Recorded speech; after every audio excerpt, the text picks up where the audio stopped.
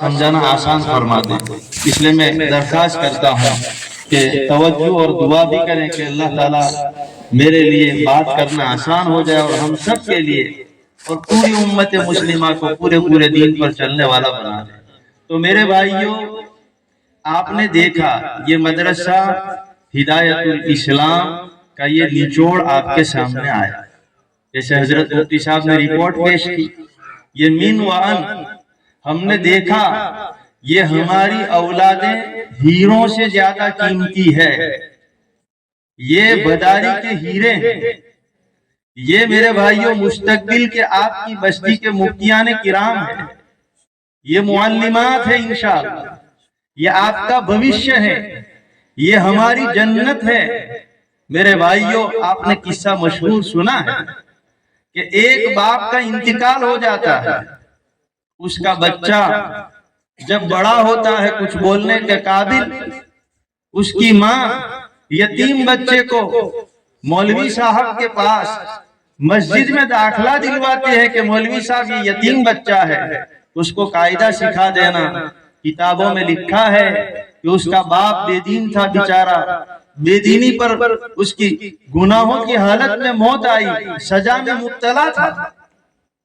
بیٹے نے اپنی توتلی زبان میں مولوی صاحب نے پڑھایا، پڑھو بیٹا بسم اللہ الرحمن الرحیم، میں پڑھنا شروع کرتا ہوں اس رب اور اس اللہ کے نام سے جس کی رحمت سب پر عام ہے، وہ دشمنوں پر بھی رحم کرتا ہے، وہ دوستوں پر بھی رحم کرتا ہے، ایسا جو اس کو نہیں مانتا اس کو بھی وہ جلا رہا ہے، اس کو بھی وہ سلا رہا ہے، اس کو بھی وہ کھلا رہا ہے، وہ رؤوف ہے۔ رؤوف یا رؤوف یعنی بہت زیادہ دیالو ہے، بہت زیادہ کروپارو ہے۔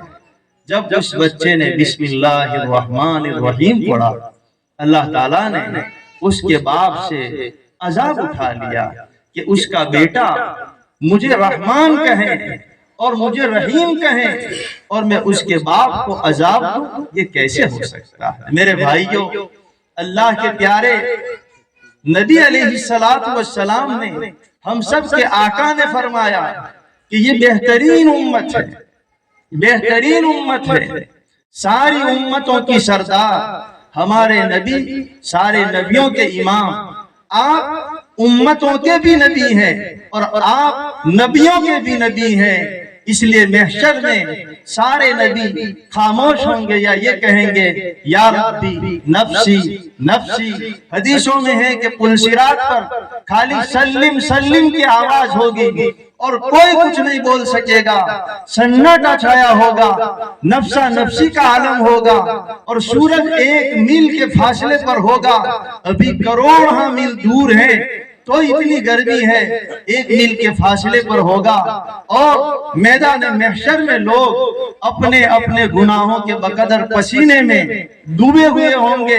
آقا نے فرمایا کوئی ٹخنوں تک، کوئی گھٹنوں تک، کوئی کمر تک، کوئی سینے تک، تو آقا نے اپنے منہ مبارک پر ہاتھ رکھ کے فرمایا کہ کوئی یہاں تک یعنی منہ تک پسینے کے اندر ڈوبا ہوا ہوگا، اور ایک بار اور 70 ہاتھ 70 گز نیچے زمین میں انسانوں کا پسینہ گیا ہوگا۔ میرے بھائیوں، ایسے میدان محشر میں روایتوں میں ہے کہ تمام علماء، تمام مشائخ، تمام حفاظ اور تمام دیندار لوگ، یہ حدیث ہم نے بار بار سنی، ابھی میں آپ کو سناؤں گا لیکن قیامت میں ہم سب بھول جائیں گے، اور سارے قیامت کے میدان میں اور پسینے سے شرابور ہوں گے، سب مشورہ کریں گے نیک لوگ، کہہ رہے یار چلو اللہ ہمیں اس محشر کی گرمی سے نجات دے دیں، کسی آدمی کے پاس جائیں تاکہ وہ اللہ سے سفارش کریں کہ حساب شروع ہو جائے۔ میرے بھائیوں، وہ گھڑی میں تمام بڑے بڑے لوگ جمع ہو کے مشورہ کریں گے کہ کس کے پاس جانا چاہیے، سب سوچیں گے کہ چلو پیارے آقا صلی اللہ علیہ وسلم نے فرمایا، دسترخوان پر فرمایا، ہمارے آقا جناب محمد رسول اللہ صلی اللہ علیہ وسلم، میرے بھائیوں 2 مہینے تک آپ کے گھر میں چولہا نہیں جلتا تھا، امت کے لیے سب لٹا دیا، امت کے لیے اتنے آنسو بہائے کہ کسی نے اتنے آنسو نہیں بہائے، اتنے کوڑے کہ کوئی اتنا نہیں کوڑا۔ میرے بھائیوں، طائف میں ایک مرتبہ ماں عائشہ نے پوچھا، حضرت سب سے زیادہ گھڑی، سب سے زیادہ کٹھن دن آپ کا کون سا تھا؟ تو کہا وہ طائف کا دن تھا۔ میرے بھائیوں، کئی کلومیٹر تک امام الانبیاء ہے، بعد از خدا بزرگ تو ہی، ای قصہ مختصر آقا کے اوصاف و کمالات اور میرے آقا کے مناقب کو اور آپ کے اوصاف و کمالات کو قلموں سے قلمیں لکھتے لکھتے ختم ہو گئی سیاہی، لیکن آقا کے میرے بھائی اوصاف کو بیان نہیں کر سکتا، اللہ ہی بیان کر سکتے ہیں۔ میرے بزرگوں بھائیوں، کتنے کمالات کے مالک تھے، اتنے پیارے نبی ہیں، اور طائف میں پتھر کھائے ہیں امت کے خاطر، اور قصہ مختصر ہم سب کو معلوم ہے۔ یہ تو ہم نے اپنے آقا کو سمجھا نہیں میرے بھائیوں۔ ایک گیا گزرا مسلمان، خود ہم ایک 3 دن کی جماعت میں، ہماری بستی کے ایک ساتھی تھے جو بیچارے کبھی جماعت میں نہیں آئے، جماعت میں 3 دن لگائے اور ہم نے تعلیم شروع کی، اور طائف کا قصہ پڑھا، جس میں طائف کا قصہ لکھا ہے کہ نبی علیہ السلام 10 سال نبوت کے ہو گئے، مکے والوں کو نبوت سمجھاتے سمجھاتے، آخرت سمجھاتے سمجھاتے انہوں نے نہیں مانا۔ آپ نے سوچا کہ طائف کے لوگ اچھے لوگ ہیں، مہمان نواز ہیں، کچھ مالدار ہیں، اور وہاں بڑے لوگ ہیں، چودھری لوگ ہیں، ایک الگ کٹم کے ہیں، ثقیف کا قبیلہ مہمانی میں بہادری میں مشہور تھا۔ اس امید سے کہ چلو مکے سے 90 کلومیٹر کا سفر کر کے آپ پیدل گئے ہیں، آج میرے بھائیو اللہ ہم سب کو لے جائے، حرمین شریفین کی بیار زیارت نصیب کریں۔ ہم لگزری کی اے سی بس میں بیٹھ کے بھی جا کے آتے تھک جاتے ہیں۔ ہمارے آقا، سوچو ذرا میرے بھائیو، یہاں بڑاری میں بیٹھ کر تصور کرو کہ وہ آقا پر کیسی گھڑی گزری ہوگی۔ میرے بھائیو، پیدل جاتے ہیں، سرداروں سے ملتے ہیں، اور ایک ایک سے بات کرتے ہیں، اور کوئی مال و دولت نہیں مانگتے ہیں، روپیے پیسے نہیں مانگتے ہیں، اور بس کہتے ہیں کہ کیا چاہیے؟ کہ ہم کو تو آپ چاہیے، ہمیں کچھ نہیں چاہیے۔ کیا چاہتے ہو آپ؟ میرے بھائیو، مدرسہ ہدایت الاسلام کے منتظمین بھی آپ سے کیا چاہتے ہیں؟ آپ کے بچے چاہتے ہیں۔ کیا چاہیے؟ آپ چاہیے ہم کو۔ ہم سارا کام نہیں کر سکتے، ان بچوں میں صلاحیتیں ہیں۔ کوئی وقت کا مفتی اعظم ہوگا، کوئی شیخ الحدیث ہوگا، میرے بھائیو، کوئی مصلح امت بنے گا، تو کوئی راضی بنے گا، تو کوئی غزالی بنے گا۔ ہم اپنے ان بچوں کی صلاحیت کو پہچانیں، ہر ایک سے امید رکھیں، کون کس سے کام لے لے کہہ نہیں سکتے۔ میرے بھائیو، آقا جا رہے ہیں، ہر ایک کو سمجھا رہے ہیں، کسی نے بھی ڈھنگ سے جواب تک نہیں دیا۔ آپ نے ان سے غصے نہیں ہوئے، آپ نے آستینیں نہیں چڑھائی۔ میرے بھائیو، آپ جواب سنتے گئے، یہاں تک کہ آپ کی نہ مہمانداری کی، بلکہ آپ کو برا بھلا کہا، آپ کو بیٹو کے جوابات دیے۔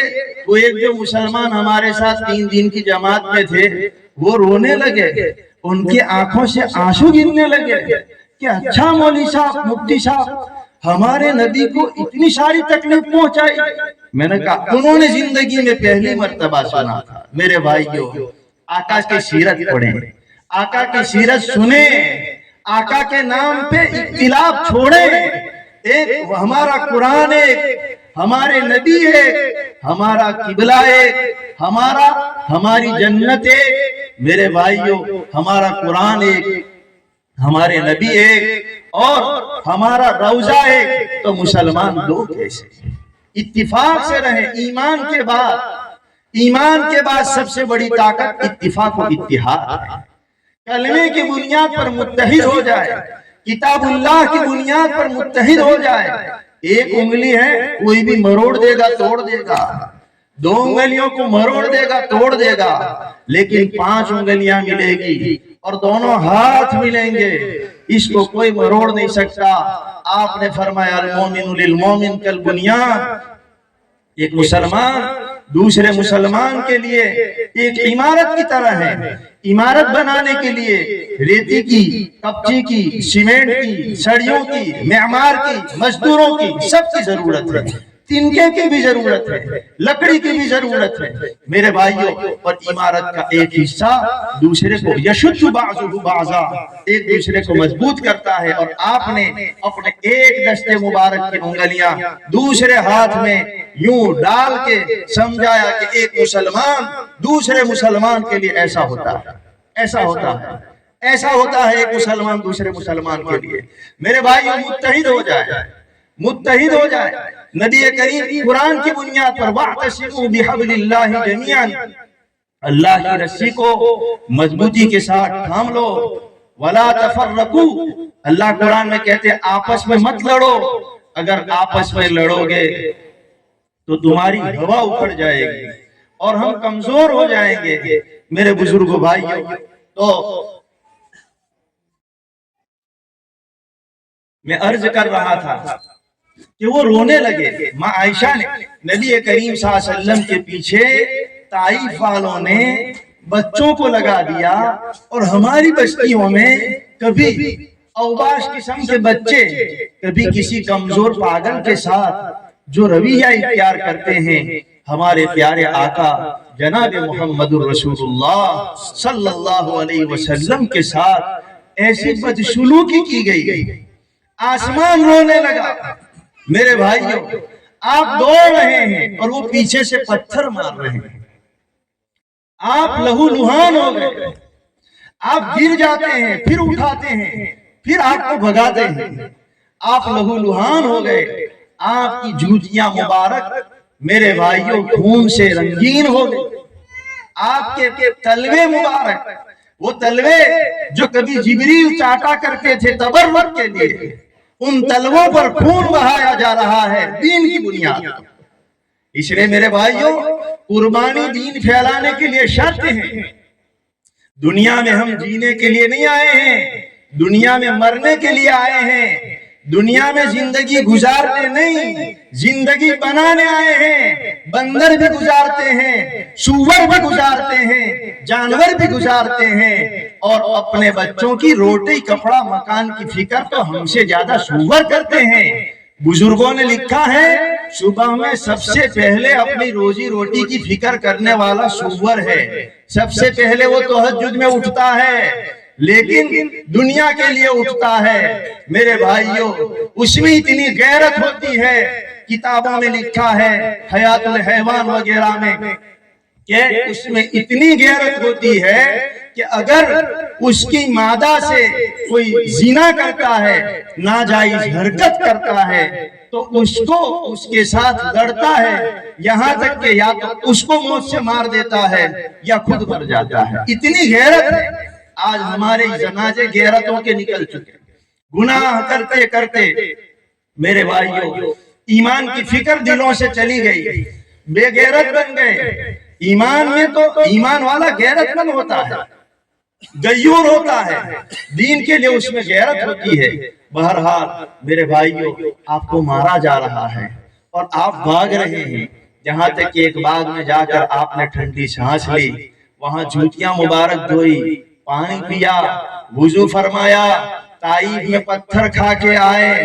اور جب آپ چلتے چلتے وہاں سے مقام نخلا پر پہنچے، آج بھی وہ جگہ موجود ہیں. وہاں پر کچھ ساتھی آ گئے. میں مختصر قصہ کہہ رہا ہوں جو اصل بات آپ کو سمجھانا چاہتا ہوں. مختصر ساتھی مل گئے. آپ نے وہاں فجر کی نماز کا وقت ہوا، اذان پڑھی اور نماز پڑھائی. میرے بھائیوں، تو جناتوں نے دیکھا نبی کریم صلی اللہ علیہ وسلم کی جب ختم نبوت کا اعلان ہوا اور آپ کو نبوت ملی، آپ پر جب پہلی وحی آئی، تو شیاطین اور جناتوں کے لیے آسمانوں پر جانا بند ہو گیا. وہ ایک کے اوپر ایک چڑھ کے وہ آسمانوں پر جاتے تھے اور پہلے آسمان تک جاتے تھے. اور وہاں جو فرشتے مشورہ کرتے، اللہ تعالیٰ نے ان کو جو غیب اور جو امور سپرد کیے تھے. مثال کے طور پر اگر اللہ تعالیٰ نے کسی فرشتے کو کہا کہ بھائی بداری کے اندر فلاں آدمی جس کو کینسر ہوا، اللہ تعالیٰ ہم سب کی حفاظت فرمائے. ایک مثال دے رہا ہوں. کہ فلاں آدمی جو غریب ہے وہ رمضان کے بعد مالدار ہو جائے گا، یہ اللہ کا فیصلہ ہے، مثال کے طور پر ایک مثال سمجھیے۔ اب جب اللہ تعالیٰ آرڈر دیتے ہیں فرشتوں کو تو سارے فرشتے اللہ کی تسبیح بیان کرتے ہیں حدیثوں میں اور فڑفڑاتے ہیں۔ جب اللہ کی تسبیح بیان کر کے وہ فارغ ہوتے ہیں تو عرش کے اٹھانے والے فرشتوں سے ساتویں آسمان والے فرشتے پوچھتے کہ اللہ نے ابھی کیا آرڈر دیا، کیا حکم دیا؟ پھر وہ چھٹے والوں کو، ساتویں والوں کو، پانچویں والوں کو، یہاں تک کہ وہ حکم پہلے آسمان والوں کو دیا جاتا ہے۔ اب مثال کے طور پر کہ بھئی بداری میں فلاں آدمی رمضان کے بعد مالدار ہو جائے گا، یہ اللہ کا فیصلہ ہے۔ اب وہ شیاطین کیا کرتے تھے کہ اوپر جا کر سن لیتے تھے چپکے سے، لیکن ان کے لیے جب نبی علیہ السلام کی نبوت کا اعلان نہیں ہوا تھا وہاں تو وہ سن کر آتے تھے اور اپنے کو بھوؤں اور جاگریے اور جتنے وہ جو ہے راہب قسم کے لوگ ہوتے تھے، نجومی جوتش ہوتے تھے، ان کو سنا دیتے تھے اور وہ لوگ گمراہ کرتے تھے اس طرح۔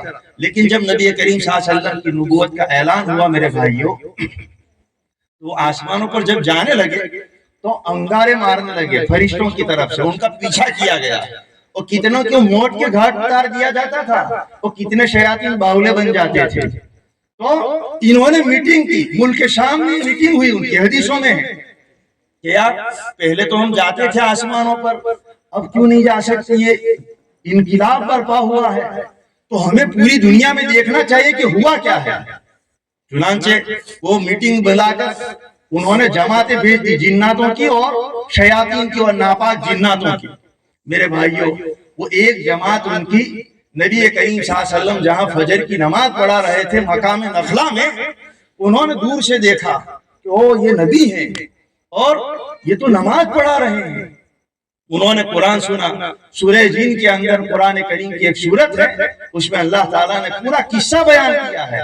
اِنَّا سَمِعْنَا قُرْآنًا عَجَبًا يَهْدِي إِلَى الرُّشْدِ فَآمَنَّا بِهِ وَلَن نُشْرِكَ بِرَبِّنَا أَحَدًا۔ محنت کی انسانوں پر ہدایت ملی جناتوں کو۔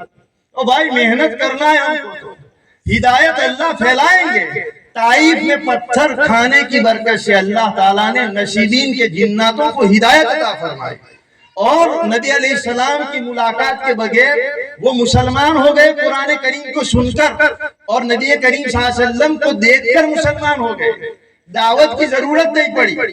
آج ہمیں ضرورت ہے میرے بھائیوں کہ ہم اپنے آپ کو ایسا مسلمان بنائیں، ایسا پکا عاشق رسول بنائیں، اللہ کے عشق میں ڈوب کر، اللہ کے نبی کی فکروں کو اوڑھ کر امت کے تئیں اپنے اندر درد پیدا کریں گے۔ اللہ تبارک و تعالی راہ بھٹکوں کو ہماری برکت سے راہ دکھائے گا۔ ہم تو یہی چاہتے ہیں کہ بھائی آپس میں بھائی بنو اور اللہ کے بندے بنو۔ نبی علیہ السلام نے یہ کہا کونوا عباد اللہ اخوانا، کہ لوگوں اللہ کے بندے بن جاؤ اور آپس کے بھائی بن جاؤ، ہر ایک جنت میں جانے والا بن جائے۔ یہی نبی علیہ السلام کی فکر تھی۔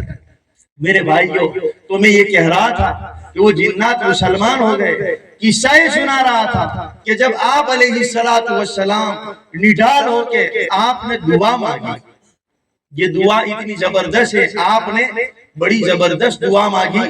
اس میں یہ تھا کہ اللہ تو مجھے کسی بیگانے اور کسی دشمن کے حوالے نہ کر جو مجھے دیکھ کر غصے ہوتا ہے، اور میں اپنی کمزوری اور بے بسی کی تجھ سے فریاد کرتا ہوں کہ اللہ اگر تو مجھ سے ناراض نہیں ہے تو مجھے کسی کی کوئی پرواہ نہیں ہے۔ میرے بھائیوں مومن کی زندگی کا مقصد اللہ کی رضا ہونا چاہیے کہ ہم اللہ کی رضا کے لیے جئیں، اللہ کی رضا پر مریں اور اپنی زندگی کو خدا کی رضا والے کاموں کے اندر گزاریں۔ کوئی راضی ہو نہ ہو، ہمیں لوگ کیا کہیں گے؟ لوگ مر جائیں گے تو انا للہ و انا الیہ راجعون پڑھیں۔ میرا نبی مجھ سے ناراض نہ ہو، میرا خدا مجھ سے ناراض نہ ہو۔ آج شادیوں کے موقع پر ہمارے بچوں نے ساری نصیحتیں کر دی ہے، ان نصیحتوں کی میں تفصیل آپ کے سامنے کر رہا ہوں کہ شادیوں میں ہم ہر ایک کو خوش کرنے کی فکر ہے، لیکن ہمارے پیارے آقا جناب محمد رسول اللہ صلی اللہ علیہ وسلم خوش ہوں، ہمارا رب ہم سے خوش ہوں، یہ ہمیں فکر نہیں۔ میرے بھائیوں اور نبی راضی ہوں گے، ان کے طریقوں پر چلیں گے، اور اللہ راضی ہوں گے خدا کے حکموں پر چلیں گے. جب اللہ راضی ہو جائیں گے اور نبی میرے بزرگوں بھائیوں نبی کے طریقوں پر چلیں گے تو کل قیامت کے دن نبی کریم صلی اللہ علیہ وسلم کے ہاتھوں ہمیں جام کوثر پینے کو نصیب ہو. تو میں یہ کہہ رہا تھا کہ تو اس وقت حضرت جبریل علیہ السلام آئے, آ کر سلام کیا اور سلام کرنے کے بعد کہا کہ آقائے نامدار صلی اللہ علیہ وسلم یہ ایک فرشتے آئے ہیں جو آپ سے ملنے آئے ہیں. ان فرشتوں نے سلام کیا کہ پیارے آقا الصلاۃ والسلام علیک یا رسول اللہ, اور سلام کیا نبی کریم صلی اللہ علیہ وسلم کو. سامنے ہو تو اس طریقے سے سلام کیا جاتا ہے میرے بزرگوں بھائیوں. اور دور رہ کر خود صحابہ نے پوچھا کہ نبی جی آپ نے ہمیں سلام کا طریقہ تو بتا دیا لیکن آپ پر درود کس طرح پڑھنا ہے؟ تو آپ نے فرمایا کہیے اللہم صلی علی محمد وعلی آل محمد کما صلیت علی ابراہیم وعلی آل ابراہیم انک حمید مجید, اللہم بارک علی محمد وعلی آل محمد کما بارکت علی ابراہیم وعلی آل ابراہیم انک حمید مجید. یہ درود سب سے افضل درود ہے, درود شریفوں میں سب سے افضل درود ہے جس کو ہم درود ابراہیمی کہتے ہیں. فرشتے نے سلام کیا اور حاضر خدمت ہوئے کہا نبی جی میں وہ فرشتہ ہوں کہ اللہ تعالیٰ نے تمام پہاڑوں کا کنٹرول مجھے دیا اور اللہ تعالیٰ نے آپ نے جو بات طائف والوں سے کی وہ ساری باتیں آپ کی سنی. آپ حکم دیں تو میں ان دونوں بستیوں کو یعنی مکے کو اور طائف والوں کو, چونکہ دو پہاڑی سلسلہ تھا, ان دو پہاڑوں کے درمیان مکہ بھی واقع تھا اور طائف بھی واقع تھا, اگر آپ اشارہ کریں تو میں ان دو بستیوں کو دو پہاڑوں کے درمیان کچل دوں اور ختم کر دوں, ان کا قیمہ بنا دوں. وہ تو آج لوگ غلط کہتے ہیں کہ تلوار کے زور سے اسلام پھیلا اور ہم اینٹ کا جواب پتھر سے دیں گے.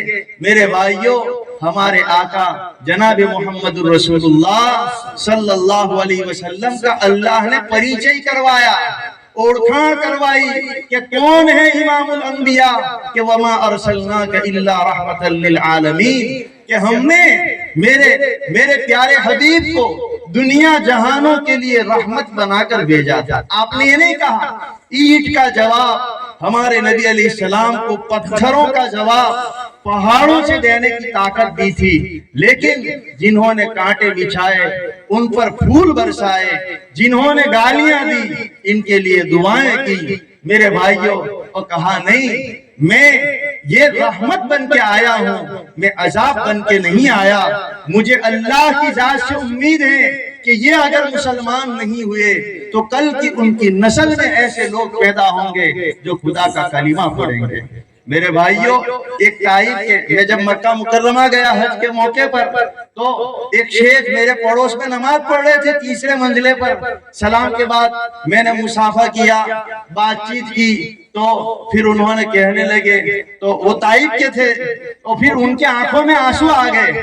میں نے ان کی تعریف کی کہ آپ عرب ہیں اور آپ یہ ہیں, میں نے ان کی تعریف کی تو ان کی آنکھوں میں آنسو آ گئے. وہ کہنے لگے کہ ہم نے تو نبی کو پتھر مارے.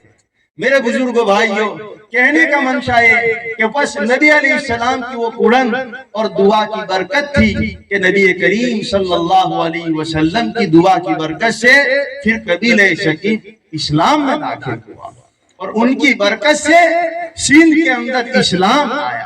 میرے بزرگوں بھائیوں کہنے کا منشا یہ کہ ہمیں رونا پڑے گا, ہمیں خدا کے سامنے تڑپنا پڑے گا, ہم محبت کا پیغام دیں, نفرتوں کو ختم کریں. ایک اللہ کے بندے ہیں اور ایک نبی کی امتی ہیں. میرے بزرگوں بھائیوں تمہیں محشر کا قصہ بیان کر رہا تھا. سب نفسی نفسی پکاریں گے, آدم علیہ السلام کے پاس سب جائیں گے کہ حضرت آپ تمام انسانوں کے باپ ہیں اور آپ ایسے ہیں اور آپ ایسے ہیں, اللہ سے سفارش کرا دیں کہ حساب شروع ہو جائے. آدم علیہ السلام کہیں گے یارو میں نہیں کر سکتا, آج خدا اتنے جلال میں ہے اور اتنے غضبناک ہیں کہ کبھی اتنے جلال میں نہیں, مجھے تو نفسی نفسی नफ्सी नफ्सी, मुझे तुम एक काम करो, तुम हजरत नूह के पास चले जाओ। वो हजरत नूह के पास जाएंगे, हजरत नूह अलैहिस्सलाम भी यही जवाब देंगे। वो कहेंगे अरे तुम हजरत इब्राहिम खलीलुल्लाह के पास चले जाओ, वो बहुत बड़े नबी हैं। लोग हम तमाम के तमाम उनके पास जाएंगे, हजरत इब्राहिम अलैहिस्सलाम की तारीफ करेंगे। इब्राहिम अलैहिस्सलाम कहेंगे यारो मैं नहीं कर सकता, तुम एक काम करो, हजरत मूसा अलैहिस्सलाम के पास चले जाओ, वो बहुत बड़े नबी हैं, कलीमुल्लाह हैं, अल्लाह से बिला वास्ता बात करते थे। सब लोग हम सब हजरत मूसा अलैहिस्सलाम के पास जाएंगे। मूसा अलैहिस्सलाम कहेंगे यार रब्बी नफ्सी नफ्सी, मैं नहीं कर सकता, तुम एक काम करो, ईसा अलैहिस्सलाम के पास चले जाओ। हम सब जब ईसा अलैहिस्सलाम के पास जाएंगे, हजरत ईसा अलैहिस्सलाम कहेंगे मैं ये नहीं कर सकता, तुम हजरत मोहम्मद मुस्तफा अहमद मुस्तफा काली कमली वाले दोनों जहां के सरदार हजरत मोहम्मद रसूलुल्लाह सल्लल्लाहु अलैहि वसल्लम के पास चले। मेरे भाइयों, आप दस्तरखान पर बैठे हैं और बकरी का जीरा, आगे की टांग आपको ज्यादा पसंद थी खाने में, गोश्त कभी आ गया, स्पेशल तो आया नहीं, और आप कोई गरीब नहीं थे, आपका फक्र इख्तियारी था। अल्लाह ने कहा नबी जी अगर आप कहें तो मक्के के पहाड़ों को हम सोने का बना दें। जिब्रील अमीन आए कि अल्लाह कहते हैं कि अगर आप चाहें तो आपको बादशाह भी बनाए और नबी भी बनाए, और अगर आप चाहें तो आपको नबी बनाए और बंदा बनाए। जिब्रील की तरफ आपने नजर उठा के देखा, हजरत जिब्रील ने इशारा किया, मतलब तवाज़ु, तो आपने कहा नहीं मैं तो बंदा और नबी बनना चाहता हूँ, बादशाह बनना नहीं चाहता। मेरे बुजुर्गों भाइयों, नबी अलैहिस्सलाम वो जीरा आगे की टांग पसंद थी बकरी का, बकरे के आगे की रान नबी अलैहिस्सलाम उठा के खा रहे हैं और कह रहे हैं आप मुस्कुरा रहे हैं। मुस्कुरा तो आपने खुद पूछा, जो आपके पास सहाबा थे कि पूछते नहीं हो मैं क्यों हंस रहा हूँ, अना सय्यद वुल्द आदम यौमल क़ियामा वला फखरा, मैं कल कियामत के दिन तमाम बनु आदम का सरदार होऊंगा, और ये बतौरे फख्र के मैं नहीं कहता, बतौरे शुक्र के कहता हूँ। फहद्दिस व अम्मा बिनिअमति रब्बिका फहद्दिस, अल्लाह की नेमत जो मुझे मिली है उसके इजहार में कह रहा हूँ।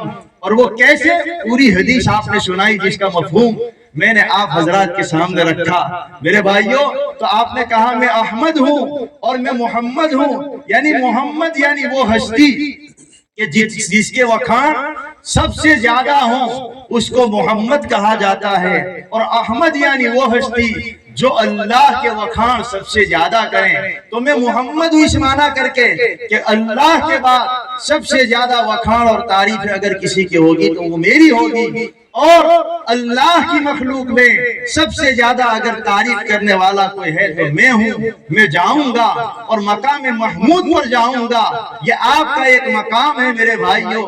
अल्लाह हमें माफ फरमाए। अजान होती है तो कोई सुनने को तैयार नहीं। पहले हमारी बस्तियों में ऐसा होता था, अजान हो रही है तो बड़े बूढ़े भी खामोश हो जाते थे, गलियों में, कूचों में और चौराहों पर बच्चे मस्ती करते तो खेल रुकवा देते कि भाई अजान हो रही है। मेरे भाइयों, एक देहात था, हजरत हकीमुल उम्मत रहमतुल्लाह अलैह ने किस्सा लिखा है। एक देहात में एक औरत का इंतकाल होने लगा, जहाँ कोई मौलवी साहब नहीं, वहाँ कोई नमाज पढ़ाने वाला नहीं, वहाँ कोई मस्जिद नहीं, इंतकाल हो रहा है। वो औरत कह रही है वो औरत कह रही है कि हादान रजुलान यकुलान उदखुली अल जन्नह। वो औरत अरबी में बोल रही है मरते मरते।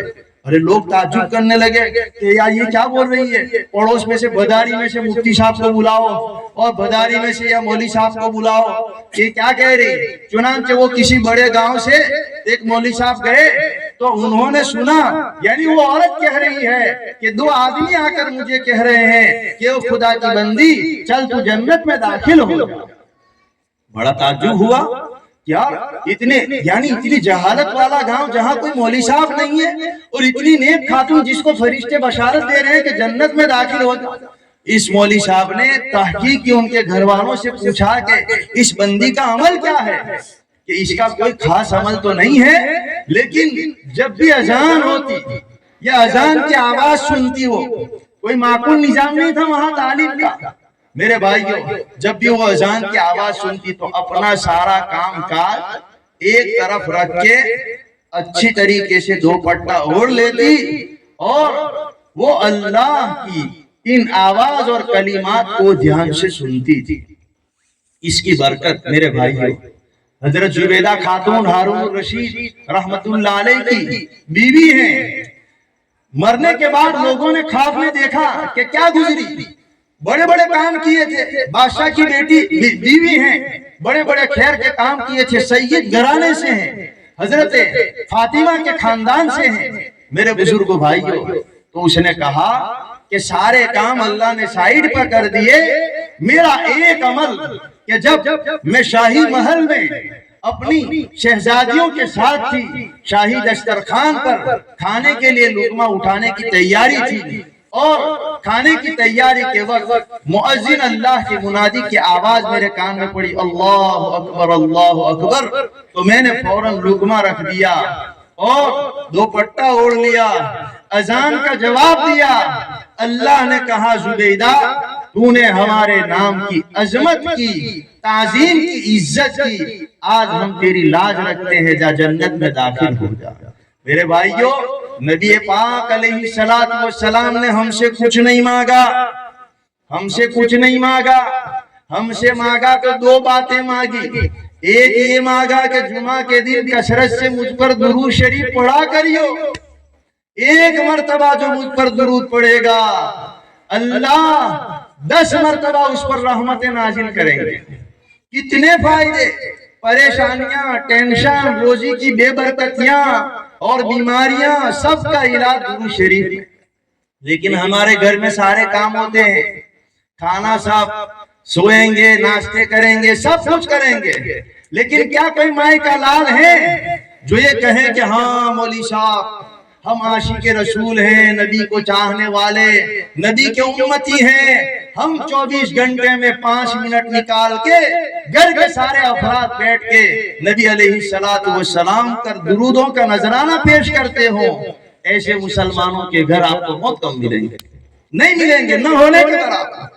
जुमा जैसा दिन गुजर गया, एक मर्तबा भी नबी पर दुरूद नहीं पड़ा। मेरे भाइयों, जितने दुरूद हमारे बदारी से नबी पाक अलैहिस्सलाम की खिदमत में जाएंगे, अल्लाह की रहमत इतनी हमारी बदारी पर उतरेगी।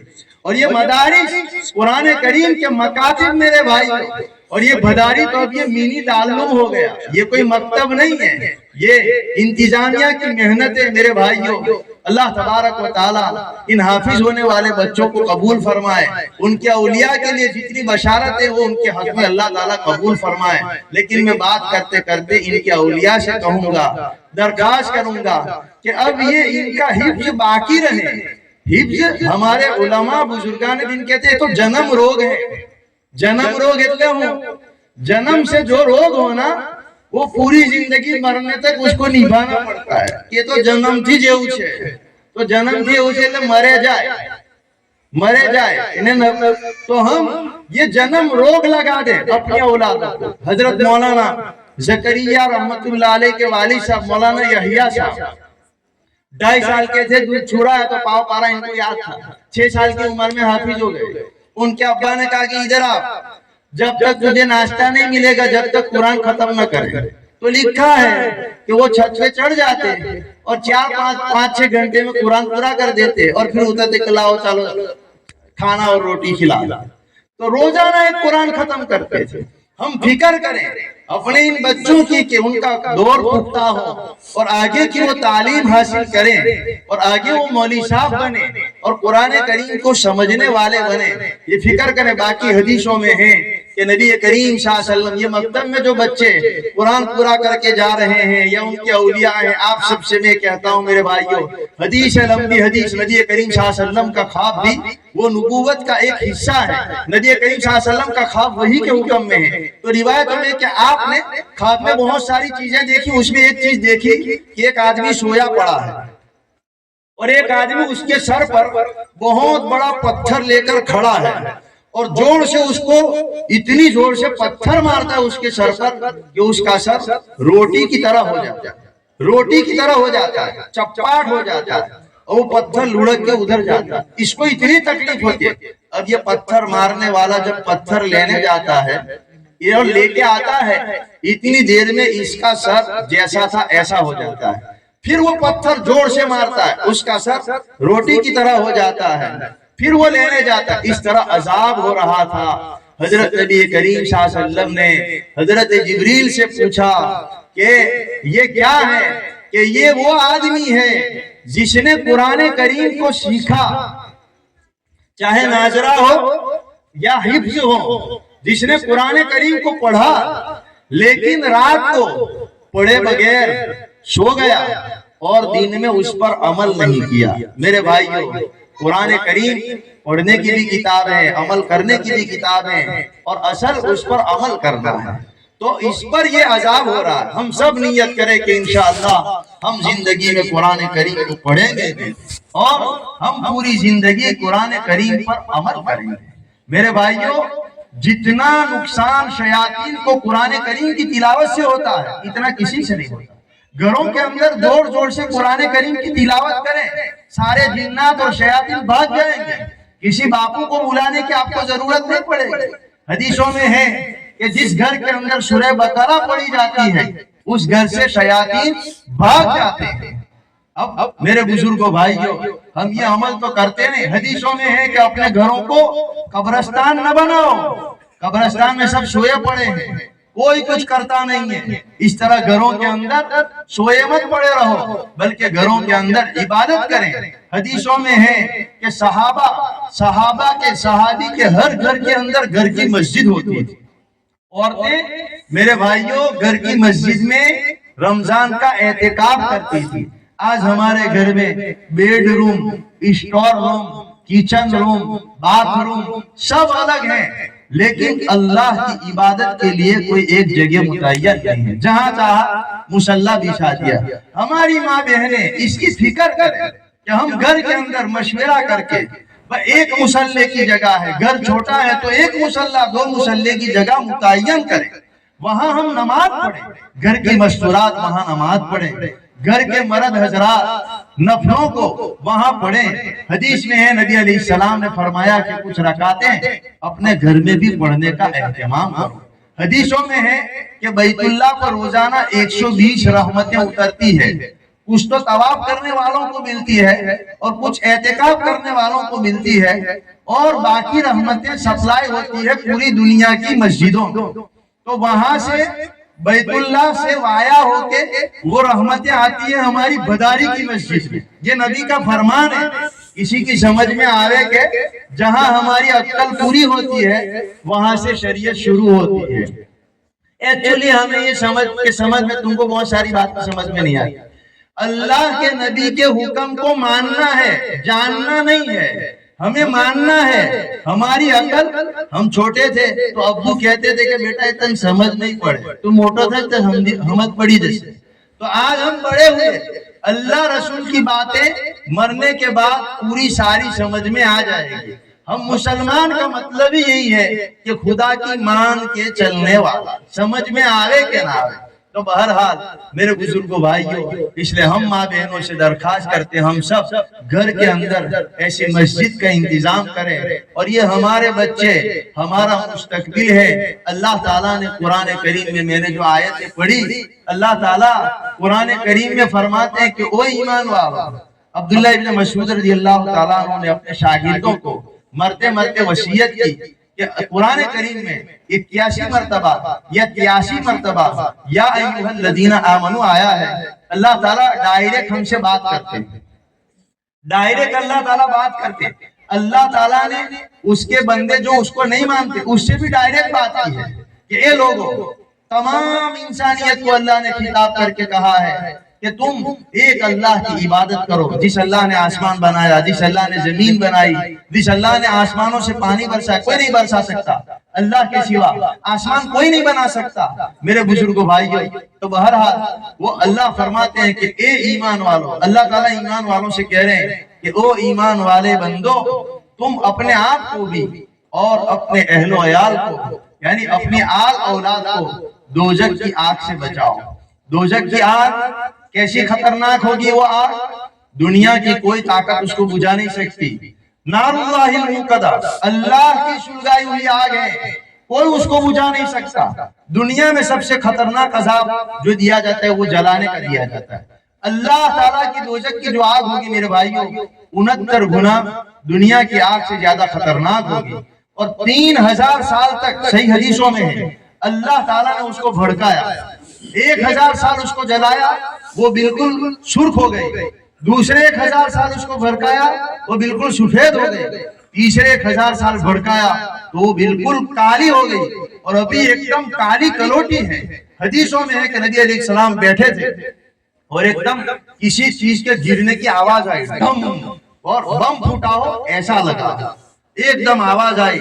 صحابہ کا سننا یہ صحابہ کی کرامت تھی، اور نبی کریم صلی اللہ علیہ وسلم کا سننا یہ نبی علیہ السلام کا معجزہ تھا۔ یہ سنا تو آپ نے فرمایا کہ تم کو پتا ہے یہ کس کی آواز آئی؟ کہا ہم کو خبر نہیں ہے۔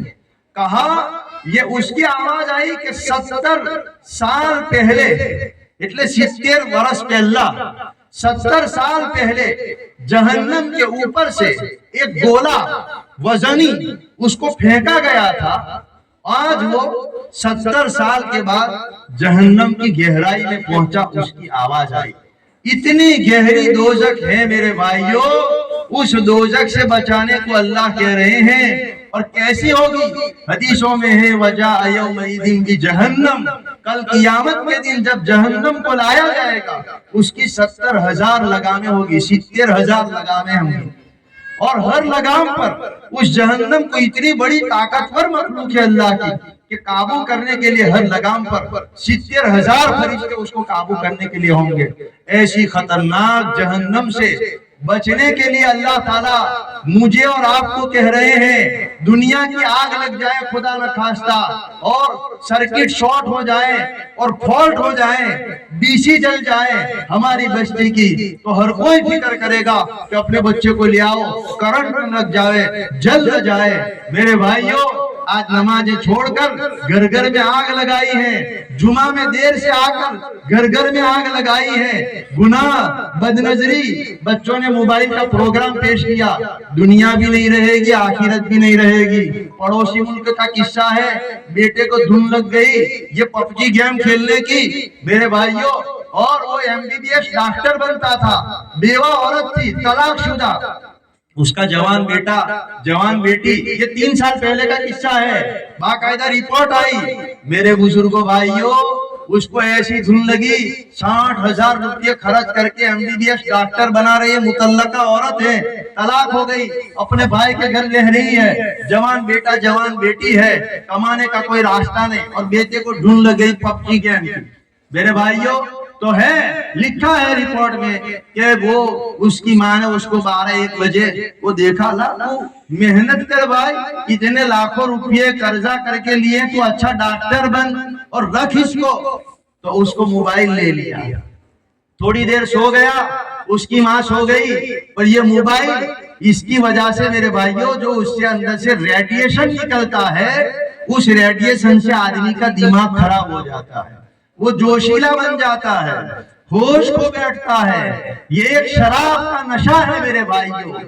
تو وہ پھر سے کھیلنے میں لگ گیا، جیسے ابھی بچے نے وہ ایکٹنگ کر کے بتایا، وہ ہنسنے کی باتیں نہیں تھی، عبرت لینے کی باتیں تھی۔ ارے مولوی صاحب کے گھرانوں کے بچے پھانسی کھا گئے، موبائل لے لیا، آپ کو کیا بتایا؟ لوگ سوسائڈ کر لیتے، موبائل کا ایسا نشہ چڑھ جاتا ہے، بڑے بڑے دینداروں کے گھر تباہ ہو گئے، موبائلوں کی وجہ سے سارے دنیا میں گناہ ہو رہے تھے، کرنے کے لیے دنیا میں جانا پڑتا تھا، اب ساری دنیا کا گوچویڑا اور ساری دنیا کی برائیاں ایک موبائل میں، یوٹیوب میں، فیس بک میں، انسٹاگرام میں، اور فلاں میں ساری برائیاں آ گئی، کسی کی نظر محفوظ نہیں، کسی کی عزت محفوظ نہیں، کسی کی جان محفوظ نہیں۔ میرے بھائیوں اس کو نشہ چڑھ گیا تھا، پھر سے کھول کے بیٹھ گیا، اس کی ماں پھر سے پیشاب تقاضے ہوا تو وہ اٹھی، دیکھا بیٹا کھیل رہا ہے، اس کو غصہ آیا، اس نے موبائل لے کے پٹک دیا، اس کو اتنا غصہ آیا اپنے ماں کو گولی مار دی، حقیقی بیٹے نے اپنی ماں کا مرڈر کر دیا، اور اس کی بہن آئی بیچ میں، بہن کو بھی گولی مار دی، اس کا ماموں آیا، ماموں کو بھی گولی مار دی، اور صبح وہ جیل میں،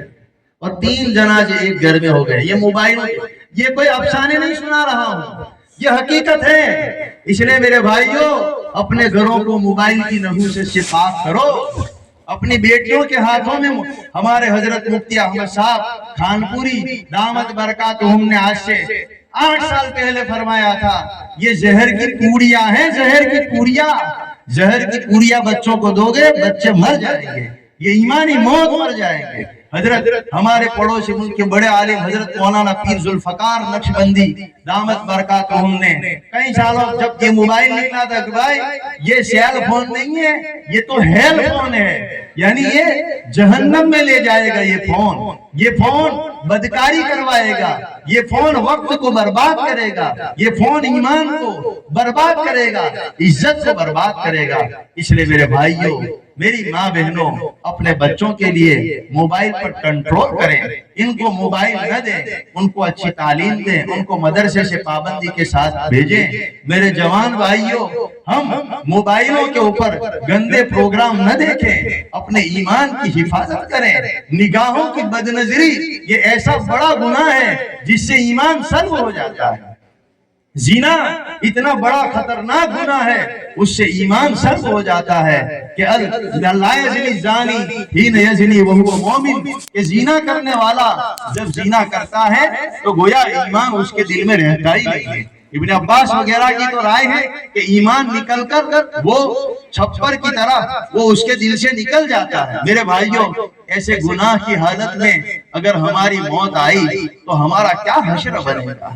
ایسی بدنظری کرنے تو یہ ہماری موت آ گئی تو کیا بنے گا. وہ ایک مؤذن دمشق کی جامع مسجد کا کئی سال اس نے اذان دی اور اس کی نظر مینارے پر اذان دینے چڑھا, پڑوس میں عیسائی کی بیٹی پر نظر پڑ گئی, اس کو دل میں اتر گئی اور بعد میں اذان پوری کر کے اس کے پاس گیا کہ مجھے آپ کی بیٹی سے شادی کرنا ہے.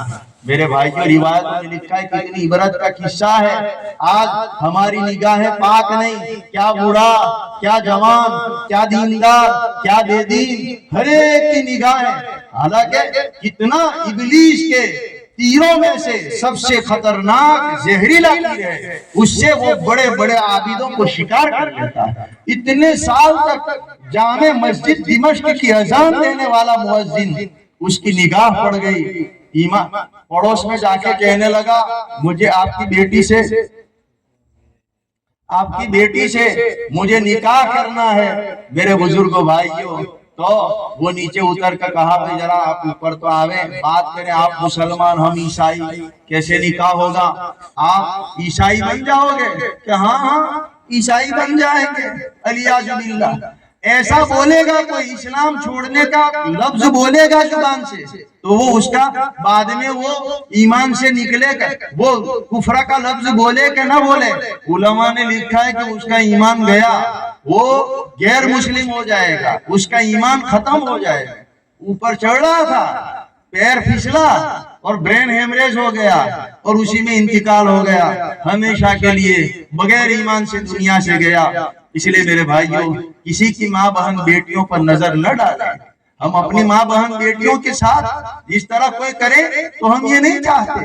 ایک صحابی نبی علیہ السلام کے پاس اجازت لینے آئے, حضرت مجھے زنا کی اجازت دے دیجئے. میرے بھائیوں نبی علیہ السلام نے کہا بھائی قریب آؤ, اور قریب آ کر ان کے سینے پر ہاتھ رکھا کہ آپ بتاؤ آپ جس عورت سے اس طرح کرو گے وہ کسی کی ماں ہوگی, بہن ہوگی, بیٹی ہوگی, پھوپھی ہوگی, خالہ ہوگی, کیا تم یہ چاہتے ہو کہ تمہاری بیٹی کے ساتھ, بہن کے ساتھ, ماں کے ساتھ, خالہ کے ساتھ, پھوپھی کے ساتھ کوئی اس طریقے کا کرے؟ آپ چاہو گے؟ انہوں نے کہا بالکل نہیں چاہیں گے. میرے بزرگوں بھائیوں تو ان کو سمجھ میں آ گئی. ہم خود سوچیں یہ قرض ہے وہ چکانا پڑے گا, اس لیے ہم ایسے خطرناک گناہوں سے توبہ کریں. یہ آج 2-4 دن کی چاندنی ہے میرے بھائیوں, 2-4 دن کی جو ہے یہ زندگی ہے, کل کو خدا کے پاس جانا ہے. یہ اولاد ہمارے قبضے میں امانت ہے اور ایسا ایندھن جہنم کی آگ سے بچانے کو کہا ہے. میں قریب انشاءاللہ تعالی اپنی بات کو سمیٹ کر ختم کر رہا ہوں, اس لیے آپ جم کر بیٹھے میرے بھائیوں. انشاءاللہ تعالی قریب بات ختم ہوگی, اس کے بعد انعام تقسیم ہوں گے اور اس کے بعد دعا پر ہمارا جلسے کا اختتام ہوگا انشاءاللہ تعالی. تو آپ اللہ فرماتے ہیں کہ دوزخ کی آگ کیسی ہوگی کہ اس کا ایندھن جو ہے وہ لکڑیاں نہیں ہوگی، لوگ اور پتھر ہوں گے۔ صحابہ نے پوچھا کتنے بڑے پتھر؟ تو کہا کہ ساری دنیا کے پہاڑوں کو ملایا جائے تو ایک پتھر بنے، اتنا بڑا ایک پتھر، یعنی اتنا بڑا انگارہ ہوگا۔ ایسے انگاروں سے بچنے کو مجھے اور آپ کو اللہ کہہ رہے ہیں کہ وہ ایمان والے بندوں اپنی گھر والیوں کو، اپنی اولادوں کو، اپنی بیٹیوں کو ایسے انگاروں سے بچاؤ۔ تو حضرت عمر نے پوچھا کہ حضرت کیسے بچائیں، کیسے بچائیں؟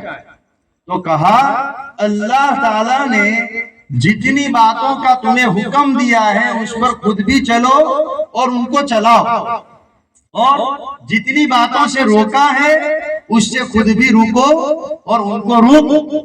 تو ایسا کرو گے تو تم بھی دوزخ سے بچ جاؤ گے اور تمہاری نسل آل اولاد بھی دوزخ سے بچ جائے گی۔ حضرت علی رضی اللہ تعالیٰ عنہ اس کی تفسیر کرتے ہیں کہ اس کا مطلب یہ ہے کہ اپنی گھر والیوں کو خود بھی دین سیکھو، دین سیکھ کے ہی دوزخ سے بچ سکو گے، اور اپنے گھر والوں اور بچوں کو بھی دین سکھاؤ۔ یہ دین سکھانے کے مرکز ہیں میرے بھائی، یہ مسجد، یہ مدرسہ، یہ دارالعلوم، یہ دین سکھانے کے مرکز ہے۔ ہم اپنے بچوں کی اچھی تربیت کریں، ان کو دین سکھاویں، وہ مدرسے میں جو سیکھ کے آتے ہیں ہم خود ان سے سیکھیں۔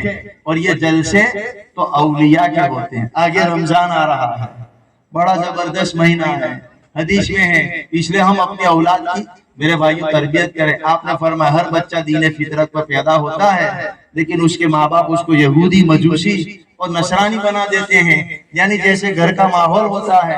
آپ نے دیکھا کہ خالی 2 گھنٹے مدرسے کے ماحول میں آئے، یہ آپ پورا مجمع الگ ہے، اور یہ آگے جو مجمع بیٹھا ہے وہ الگ ہے، ادھر مستورات کا مجمع الگ ہے، ان کی شکلیں اور ان کا لباس وغیرہ الگ ہے، اور ان کا الگ ہے۔ یہ کس نے سوال؟ یہ 2 گھنٹے کی محنت۔ ہمارے پاس بچے 24 گھنٹے میں سے 2-2.5 گھنٹے مولوی صاحب کے پاس رہے، باقی 21 گھنٹے وہ ہمارے پاس رہتے ہیں۔ تو ہم نے وہ جو سیکھا تھا ہم ان سے سیکھ کے بھی مولوی صاحب بن سکتے ہیں۔ یہ بچوں نے جو تقریریں کی اور ان کو جو آداب، تو میرے بھائیوں ہم گھروں میں اس کی فکر کریں کہ ہمارے بچے گھروں میں اس پر عمل کریں اور 5 وقت کی نماز کا اہتمام کریں۔ آگے رمضان کا مہینہ آ رہا ہے، ہماری بچی نے تقریر کی کہ اتنا بڑا مہینہ ہے، اللہ تعالیٰ نے کہا وہ ایمان والو جیسے اور امتوں پر روزے فرض کیے گئے تمہارے اوپر بھی فرض کیے گئے ہیں، تو تم رکھو اس کو۔ اور کتنے دن رکھنا ہے؟ ہم تو چونکہ انسان ہے نا، لالچو ہے کہ فائدہ کیا ہوگا، کہ تقویٰ مل جائے گا۔ اور کتنے دن ہے؟ کہ خالی 30 دن ہے۔ 11 مہینے میرے بھائیوں بہت کھایا اور بہت ادھر ادھر گھومے۔ ہم نیت کریں انشاءاللہ تعالیٰ کہ اس رمضان کو اپنی زندگی کا اچھے سے اچھا رمضان بنائیں گے انشاءاللہ۔ کرو نیت انشاءاللہ، تراویح کا اہتمام کریں گے، روزوں کا اہتمام کریں گے، تلاوت کریں گے، آپ زیادہ سے زیادہ وقت اللہ کے گھر میں گزاریں گے، قرآن کی تلاوت کثرت سے کریں، صدقہ خیرات خوب کریں، اور اگر کوئی لڑائی جھگڑا کرے تو اس کو کہہ دے بھائی میرا روزہ ہے، لڑائی جھگڑا نہ کریں۔ آنکھوں کا روزہ ہے، غلط چیزیں نہ دیکھیں، کان کا روزہ ہے، غلط چیزیں نہ سنیں، زبان کا روزہ غلط باتیں نہ بولیں، پیٹ کا روزہ کہ حرام کی غذا نہ کھائیں۔ اس طرح میرے بھائی 1 مہینہ اگر ہمارے حضرت مولانا مفتی احمد صاحب فرماتے کہ یہاں تو اللہ تعالیٰ، اللہ کے نبی علیہ السلام فرمائے کہ ایک نیکی کا ثواب 70 گنا بڑھا دیا، ایک فرض کا ثواب 70 فرضوں کے برابر اور نفل کا ثواب فرض کے برابر۔ میرے بھائیوں مجدد الفسانی رحمت اللہ علیہ نے لکھا ہے کہ زکوٰۃ کا 1 روپیہ فرض کا یہ للہ 1 لاکھ روپیوں سے بھی زیادہ ثواب رکھتا ہے۔ ایک فرض کا ثواب دنیا بھر کے نوافل مل کر بھی اس کے برابر نہیں ہو سکتا۔